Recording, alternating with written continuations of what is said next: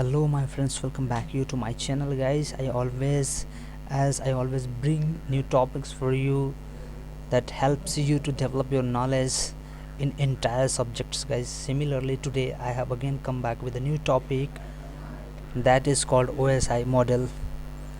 If you are a beginner or if you have started building your career in the IT sector, and if you are going to do a CCNA course, means a Cisco Certified Network Association course, in the first beginning of this course you will have to study OSI model, because if you want to understand the IT field, IT sector, and the electronic equipments, digital equipments, you will have to understand the model on that the equipments have made, right? That is called OSI model. So you will have to understand. So in this video I am going to clarify you in a very simple way and in very simple steps. You will understand this OSI model and you will never forget it. Okay guys, so let's have a start. First of all, before knowing anything about OS model, first of all you must know about some basic concepts and basic knowledge about the history. Means it basically in 1970 OSI model came in existence. Means open system connection used. सी कोई भी system जब 1970 से पहले कोई भी equipment या system बनता था, जो भी मैन्युफैक्चरर कंपनी थी वो क्या है, अपनी कंपनी अपने ही पेरिफेरल्स को बनाती थी. सपोज अगर आप if you have bought CPU from CPU of any HCL company, then you will have to buy CPU, keyboard and mouse of the same company, then it will connect and then it will work. Otherwise if you buy some another company like HP or Dell, it will not connect to your system. Means आप जिस भी company का CPU खरीदते हो उसी company का आपको keyboard mouse खरीदना पड़ता था. इससे क्या होता था कि आप को बहुत ज़्यादा पे करना पड़ता था, इसलिए कॉस्टली ज़्यादा होता था और बहुत सारी डिफ़िकल्टीज़ होती थी यूजर्स को. तो उसको रेक्टिफाई करने के लिए, उसको रिजॉल्व करने के लिए एक ऐसा मॉडल बनाया जाए जिस पे क्या हो कि जितने भी कंपनी है, मैन्युफैक्चरर प्रोड्यूसर्स कंपनी है, वो क्या जो भी प्रोडक्शन करे वो एक सेम मॉडल पे होना चाहिए, ताकि सब एक दूसरे के साथ लिंक हो सके, इंटरफेस हो सके, इंटरकनेक्ट हो सके, राइट. उसी को ध्यान में रखते हुए OSI model came into existence in 1970, right. The main purpose of OSI module was to give, means client should be benefited. In that case means suppose यदि आपने HP का ख़रीदा कंप्यूटर, तो HP का ही कीबोर्ड खरीदोगे तो कम से कम it costed that time around 2000 rupees एक कीबोर्ड का. लेकिन अभी क्या है, OSI मॉडल बेसिस पे आप किसी भी 200-250 का कीबोर्ड खरीद लेते हो, इंसर्ट करके यूज़ कर लेते हो. क्या हो जाता है, वो कंपेटेबल हो जाता है. तो ये कंपेटेबल क्यों हुआ? Only because of this OSI model, right.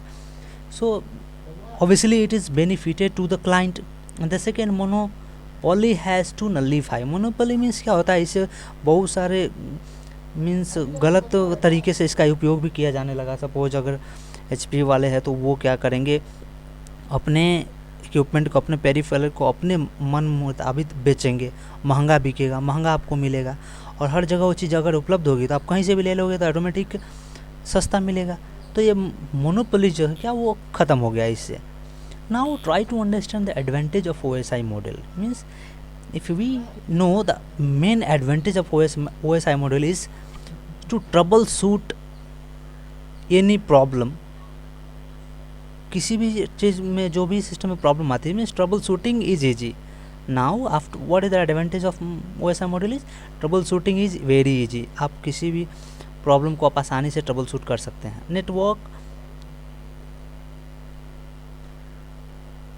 Network again the another advantage like network supervision became easy. Network supervision करने में, suppose if you have more than 100 PC in your network, you will easily supervise the entire PCs in the network, right. So network supervision became easy, and the network maintenance also become easy. बहुत आसान हो गया maintenance करना भी, क्योंकि आप कहीं से कोई भी चीज़ उपलब्ध है तो आसानी से आप परचेज कर लेंगे और सस्ते दाम में आपको उपलब्ध हो जाएगा. सो these are all advantages of OSI module came into existence. Like if I give a small description of OSI module, like so I would just like to tell you, it will describe the process how the data will encapsulate in the source system to how it will decapsulate, means decapsulate in the destination system. Suppose यदि source system से कोई चीज़, कोई data आप भेजते हो तो वो किस तरीके से पूरा प्रोसेस हो करके डेस्टिनेशन तक पहुंचता है, इसी चीज़ के बारे में हमें पढ़ना, और इसी टोटल प्रोसेस को ही OSI मॉडल ही कहा जाता है, right. Means the entire process from your source PC, the entire internal process which is being done inside the PC system that we don't know from source to destination, the entire process is called OSI module. So Jin Jin process से होकर के गुजरता है उसी process को कहा जाता है OSI model guys. Okay, suppose हमने यहाँ पे हाई लिखा तो ये दूसरे सिस्टम में हाई पहुँच गया लिख करके. ओके, तो अंदर में जो पूरा प्रोसेस हुआ उस प्रोसेस को हम देखेंगे और उसी प्रोसेस को कहते हैं OSI module.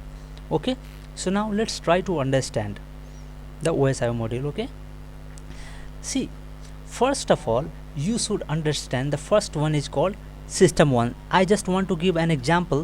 Suppose this system is A.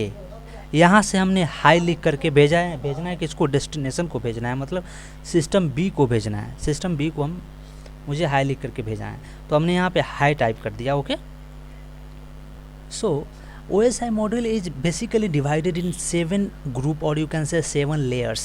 7 layer में डिवाइड किया हुआ है क्योंकि ये जो प्रोसेस होता है वो 7 लेयर में होता है. ओके, तो one by one see. The first layer is called application layer. The first layer is called application layer, means it is called as user interface layer. It takes data as it is, means it is also known as user interface layer. User के साथ direct connected है. यहाँ पे कोई user बैठा है, high लिखा तो वो direct connect to application layer. Okay, and it takes data as it is, जैसे टाइप किया वैसे ही इसमें इंटर हो गया, right. The second layer is called presentation layer. Presentation layer में क्या होता है, इनकोडिंग और इनक्रिप्शन होता है. Means your data is being encrypted in the presentation layer. Suppose means it convert the HLL to MLL, means high level language को क्या करता है, मशीन लेवल लैंग्वेज में कन्वर्ट करता है. कौन, प्रेजेंटेशन लेयर करता है. मीन्स इनकोड कर देता है या इनक्रिप्ट कर देता है, डेटा को क्या कर देता है, इनक्रिप्ट कर देता है. It converts data into unreadable format. Also you can say, means suppose hi is written, you can read it, but if it is encoded और encrypted you can not read it. So it converts the data into unreadable format, like.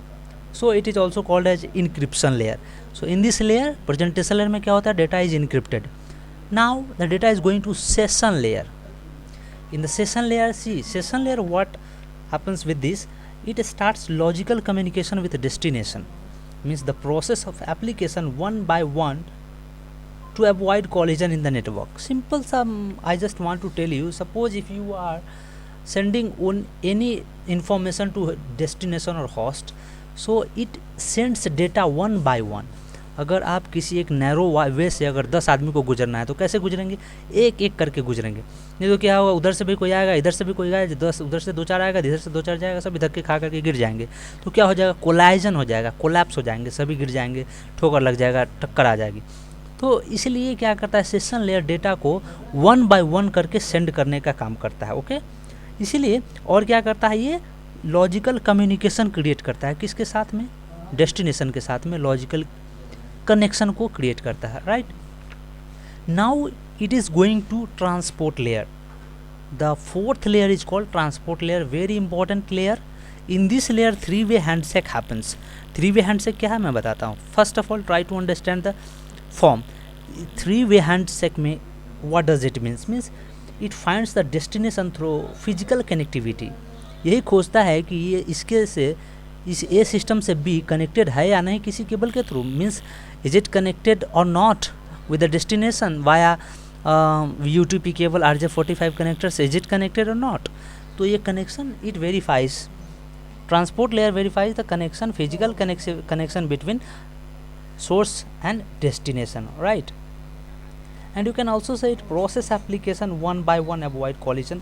I'm sorry, transport layer की बात कर रहे थे हम लोग.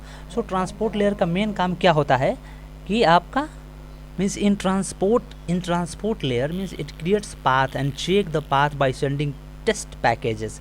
क्या करता है, एक टेस्ट पैकेज से सेंड करता है ट्रांसपोर्ट लेयर को कि हाय कैसे हो, तो यहाँ से बोलता है हाँ मैं बढ़िया हूँ, तो ओके पास. मीन्स ये एक कम्युनिकेशन को वेरीफाई करता है कि एक टेस्ट पैकेज भेज करके भेजा तो इधर से इसने एक्नॉलेजमेंट भेज दिया वापस, फिर इसको कंफर्म कर दिया ओके मिल गया। Means physical connectivity is okay. इसका मतलब ये होता है कि फिजिकल कनेक्टिविटी सोर्स और डेस्टिनेशन के बीच में ठीक ठाक है। इसी को बोला जाता है that is called as 3-way handshake. It happens in the 4th layer of OSI module, that is known as transport layer, right? This communication is called as 3-way handshake or virtual circuit, is also known as virtual circuit, and it's provide like a random sequence numbers to avoid guess attack by the hackers. It means sometimes if somebody try to hack, so in the transport layer is sent packages in randomly so that nobody can hack it. Okay, so 3-way handshake जो process होता है वो transport layer में होता है, और यहाँ पे अपना डेटा पहुँचता है वो किस फॉर्म में पहुँचता है, सेगमेंट के फॉर्म में। सेगमेंट के फॉर्म में means now our data is in the form of segment. Segment what does it mean DFSL means data from session layer. The data which is coming from session layer is called DFSL means original data हाई। Original data जो अपना high है वो high लिखा हुआ है। उसमें हम अगर जोड़ दें सीक्वेंस नंबर जोड़े plus acknowledgement plus flow of control और विंडोइंग, ये तीनों चीज़ को जोड़ करके बनाते हैं TLH बनाते हैं मीन्स ट्रांसपोर्ट लेयर हेडर। ये हो गया ट्रांसपोर्ट लेयर, और इसमें हेड जोड़ दिया, जो हेड उसको बताता है कहाँ जाना है, हेड जोड़ दिया तो उसमें क्या हो गया transport layer header. So this is called TLH transport layer header. तो segment is a combination of DFSL plus TLH means data from transport layer and transport layer header को ऐड करने के बाद बनता है segment.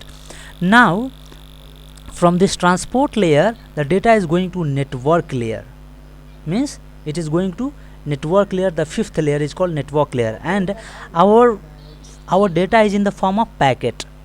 In this layer our data is in the form of packet means segment. You know about this segment? So segment plus source IP address and destination IP address means source IP address and destination IP address को दोनों को हमने क्या किया, integrate कर दिया, वहाँ पे जोड़ दिया। network layer what does it work means network layer it collects the IP address of the source and destination system means what is the work of network layer, it collects the IP address of the source and the IP address of destination, right? And in this layer data is called as packet is the combination of segment and plus source ID and destination ID, and the source IP and destination IP is called network layer header means segment में if we add NLH means network layer header it will become packet. So our data is in the packet form in network layer, right? network layer में क्या होता है, ये network layer का काम क्या है, source और destination का IP उस डेटा के साथ में जोड़ देना, ठीक है, right? The next is called data link layer. The data link layer is the 6th layer and our data is in the form of frame. In the data link layer data is in the form of frame means packet, the packet which is coming from network layer, and if we add source MAC address and destination MAC address plus CRC, source MAC address physical address of the first system and the physical address of the second system और destination system, दोनों को जोड़ दिया। और दूसरा होता है CRC means होता है लाइक एरर कोई हुआ तो उसको चेक करने के लिए, जिसको बोला जाता है cyclic redundancy error check. CRC means cyclic redundancy error check. तो इन तीनों को if we add all these three it will become DLLH means data link layer header. So if you are asked what is frame is a combination of packet plus DLLH means packets the coming from network layer and source MAC address destination MAC address plus CRC if you add it will become DLLH. So our data is in the form of frame in data link layer, right? Data link layer का क्या काम है, source का Mac address और इसका Mac address दोनों का Mac address data में जोड़ देना। Okay, now our data is going to physical layer into the last layer that is called physical layer means in this layer our data is called bit. यहाँ पे पहुँचने के बाद अपना जो डेटा है वो बिट्स के नाम से जाना जाता है, right? Means in this physical layer our data is in the form of computer that is called bit, and you know hub and जितने भी रिपीटर्स और डिवाइसेस है जो है वो क्या है, फिजिकल लेयर में जोड़े जाते हैं। Physical layer means transfer the data physical to physical layer of the destination. अब यहाँ पे क्या करता है, डेटा को क्या कर देता है, एक फिजिकल लेयर से दूसरे फिजिकल लेयर को भेज देता है। किसको भेजेगा? डेस्टिनेशन के फिजिकल लेयर को भेज देगा। तो ये it was all about the 7 layer of OSI module. Okay, means up to the physical layer the data is encapsulated. अब यहाँ तक क्या हो गया? डेटा इनकैप्सुलेटेड हो गया। ये पूरा प्रोसेस 7 लेयर में। इसको आप इस तरीके से समझ सकते हैं कि आप कोई भी चीज़ को सेंड करते हैं, सपोज आप किसी साउंड को एक जगह से दूसरे जगह भेजते हैं, सेंड करते हैं, तो क्या करते हैं उसमें करियर वेव के ऊपर साउंड वेव को माउंट कर देते हैं, मतलब इनकोड कर देते हैं उसके ऊपर, जिसको हम कोडिंग डिकोडिंग बोलते हैं। हाँ, डेटा को क्या किया? साउंड वेव को माउंट कर दिया, कोड कर दिया, और फिर इसको उतारना भी तो है, डिकोड करना है। तो यहाँ से ये डेटा क्या है? बिट्स दूसरे सेकंड डेस्टिनेशन फिजिकल लेयर को भेज दिया जाता है, और यहाँ से just do it in opposite direction. Now you are doing decapsulation of the data, means you are decoding the data. अब यहाँ से फिजिकल लेयर में आ गया। अब दोबारा से ये बिट्स है, बिट्स डेटा लिंक में जाएगा, then it will become frame, then it will go to network layer, it will become packets, it will go to transport layer, it will become segment, it will go to session, it will become terminator. Okay, means again to presentation layer, means decoding or decryption will be there, and finally into the application layer high will you can see on your desktop, on your screen, the data high which is sent by the source और system ए, source system high. Means यहाँ से पूरे high को यहाँ तक पहुँचने में इतने सारे लेयर्स से होकर के गुजरना पड़ता है। ओके, सो आई होप अभी आपको ये आपको जान करके थोड़ी सी आश्चर्य होगा कि हम यदि हाई लिखते हैं तो वहाँ तो ऑटोमेटिक चला जाता है। इसके बीच में internally this data is going through this 7 layer internally, and you no guys it happens in micro seconds. बहुत ही कम सेकंड्स में ये होता है, माइक्रो सेकंड से भी कम सेकंड्स में तुरंत हो जाता है, इसीलिए हमें पता नहीं चलता है। और हम यहाँ पे टाइप करते हैं हाई और दूसरे सिस्टम में हाई, डेटा हमारा आसानी से पहुँच जाता है। Okay, so it was all about the OSI module and 7 layer of OSI module. इसमें आप ध्यान रखेंगे, ये बहुत इंपॉर्टेंट क्वेश्चन है। 3 वे हैंडशेक जो है वो take place in the transport layer. Transport layer में 3 वे हैंडशेक होता है, जिसमें आप क्या करते हैं? ट्रांसपोर्ट लेयर से एक टेस्ट पैकेज भेजा जाता है, वो एक्नॉलेजमेंट भेजता है और फिर कन्फर्मेशन भेजता है। ये 3 वे हैंडशेक, यहीं पे पता चलता है कि एक सिस्टम दूसरे सिस्टम से फिजिकली कनेक्टेड है। Now guys let us see about TCP/IP model. TCP/IP model, you just understand the latest version of OSI model. Okay, it is just understand the latest or modern version of OSI model is TCP/IP model. TCP/IP model means it is also called a transmission control and internet protocol. Means transmission control or internet protocol IP model. Internet IP stands for internet protocol model, and also known as DoD model. Why? Because the Department of Defense has developed this model. That's why it is known as DoD model. Means इसको किसने बनाया है? Department of defence ने इसको develop किया है। Who developed this? Department of defence in 1984। Department of defence developed it in 1984. That's why it is known as DoD model. Okay, so let us see the comparison between both. See, in OSI model we have studied about 7 layer of OSI model. Means first application layer, presentation layer, session layer, transport layer, network layer, data link layer and physical layer. तो इसमें क्या है? TCP/IP model में क्या है? Application layer, presentation layer और session layer, इस तीनों को मिला करके एक बना दिया गया, जिसको बोला गया प्रोसेस और application layer. Right, means in the TCP/IP model, application, presentation and session layers are included as single and called as application layer or process layer. Transport layer is similar but the name is changed, like host to host. इसमें transport layer को क्या बोल दिया गया? Host to host layer. Network layer को क्या बोल दिया? Inter network layer. बस ठीक है, इसमें किसी को ऐड नहीं किया है। Network layer inter network layer कहलाया। उसके बाद डेटा लिंक लेयर और फिजिकल लेयर, इस दोनों को मिला करके एक बना दिया गया नेटवर्क एक्सेस लेयर। ओके, सो ये basic simple difference between both OSI model and TCP/IP model. The function of both model is same. Function क्या? दोनों का सेम ही है। Okay, So guys, it was all about OSI model and the 7 layer of OSI model. I hope now you will never forget this, because in this very simple way I try to make you understand. And guys, please like and subscribe to my channel, and I will again come back with a new topic. Till then guys, keep studying and keep watching my videos. Bye bye.